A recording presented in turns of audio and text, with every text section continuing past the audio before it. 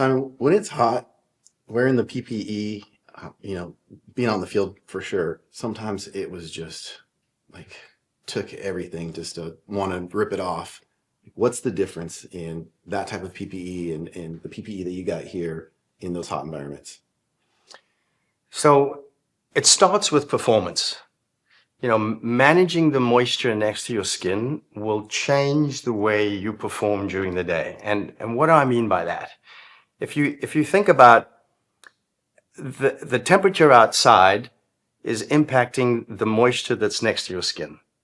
And if the moisture gets moved away from the skin and the skin is dry, then the body can actually regulate its core temperature more efficiently. So what we want to do is we want to try and move the moisture away from the body as fast and as efficiently as possible.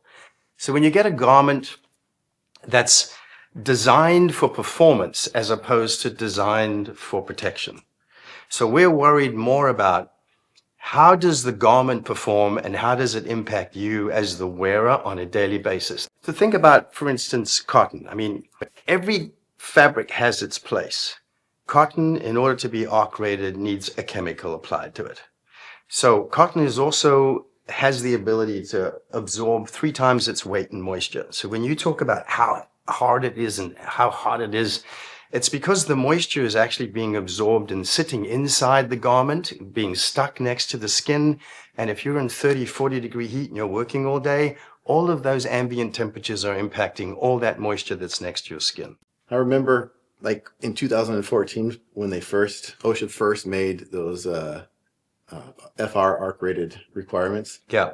The first arc rated gear that I got, it was heavy and like you said, it would fill up with sweat and it felt like I was wearing sandbags on my arms and it was itchy and it was completely distracting. And like I said, I felt like it was more of a hazard. I felt like the compliance was checking a box and it was actually introducing more of a hazard. The industry is created in terms of standards of safety. So all we worry about in the world of compliance is what's the risk? How much protection do you have? Do you have enough protection for the risk?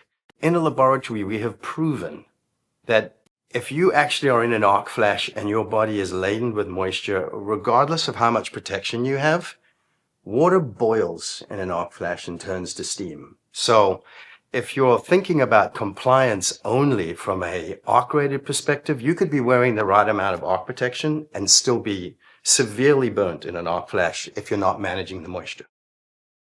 So how does a worker know that they're making the right choice when they're selecting? The first place that you would look is inherent. So what do we mean by inherent? That's a garment that doesn't have any chemicals. Additionally, when we were just talking about moisture management, Dragonwear in our Pro Dry Tech series. This is a series that's been designed for performance, particularly for actually to be able to move moisture away from your skin. So they have what they call hydrophilic and hydrophobic yarns.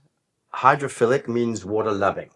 So you would put these threads that are next to your skin that love water, that pull water away from the skin. And then hydrophobic on the outside is water hating. So we want it to water hate because we want the water, when it gets moved to the face of the fabric, we want the moisture to actually spread really fast.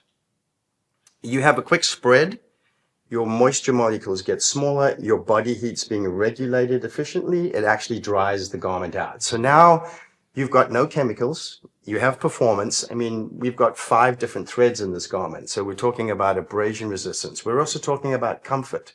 You want to look at things like rayon.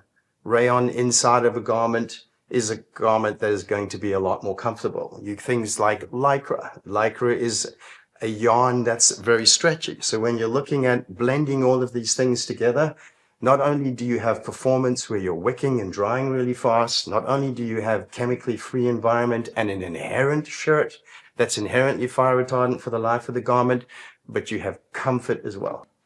So in the summer, obviously heat retention is like a big concern, right? Like if I'm going to go outside, I'm going to be in the heat all day. Yeah. I'm going to make sure that I probably not choosing a dark shirt like this one because I know it's just going to trap a lot of heat and I'm going to get hot faster. So I might choose something that's white or lighter colored, right? Yes. But I know a lot of workers maybe don't have that choice. They don't have like a array of different colors to choose from. And sometimes it is a shirt like that. But how do they keep that in mind? How do you make the best choice to prevent heat retention?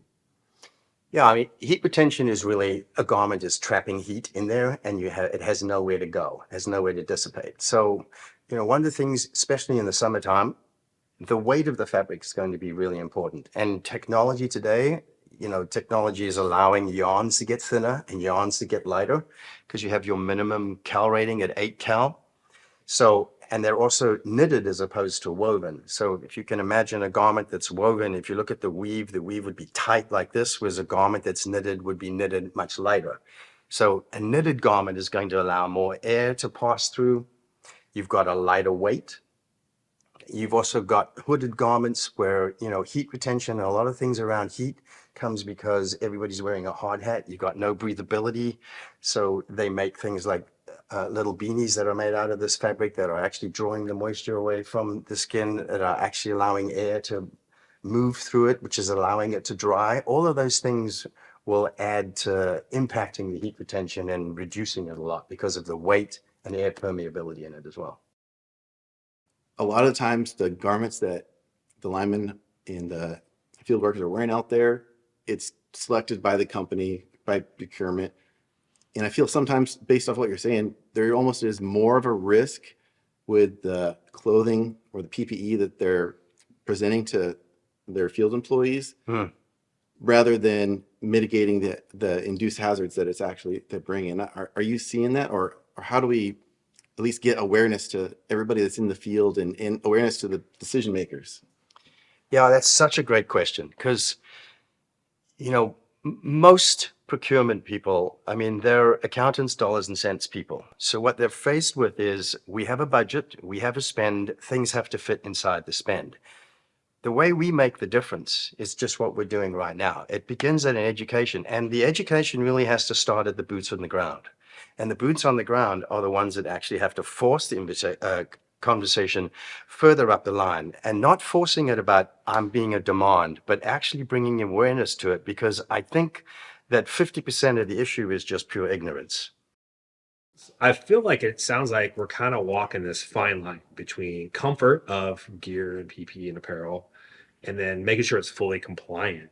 I think that there's a direct correlation to safety when you think about comfort.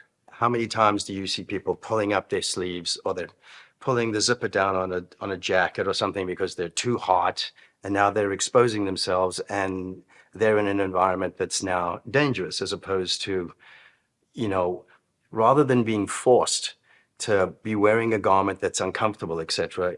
We're in the world of design is beginning to incorporate comfort into the design, so that when the garment is supposed to be worn long sleeve, or it's supposed to be worn when it's fully zipped up to the neck, that people are wearing it because the comfort is being incorporated into the design.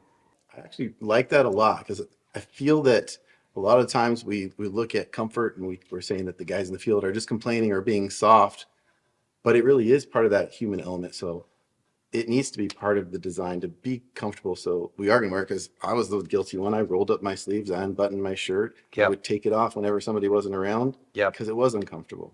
Yeah, I think the whole conversation around the thought around, just like you were talking about hydration and being safe internally, I think the same conversation we need to deal with on a daily basis and talk about what we're dealing with externally as well. And that comes to our clothing and comfort. So you talked about the compliance and the comfortability of your PPE and your gear, but what about like the fashion aspect? I mean, like, what about like how does that matter? Like how guys and girls like they look in their PPE, like that matters too, right? Like they don't want to be wearing their grandpa's PPE out there. Like they want to look good. So how does that matter? Yeah, I'd say absolutely. I want to look good, feel good. That has, there's that saying, and it's true. I don't want to be seen in stuff that my grandpa or my dad was wearing that we kind of cater to now. And I feel that the industry's kind of changing with the newer generation and just the way that the grid's changing. And what are you seeing? Yeah, so I think just really how you show up every day, how you look, how it feels, how it makes you look every day. I think that that's really, really important.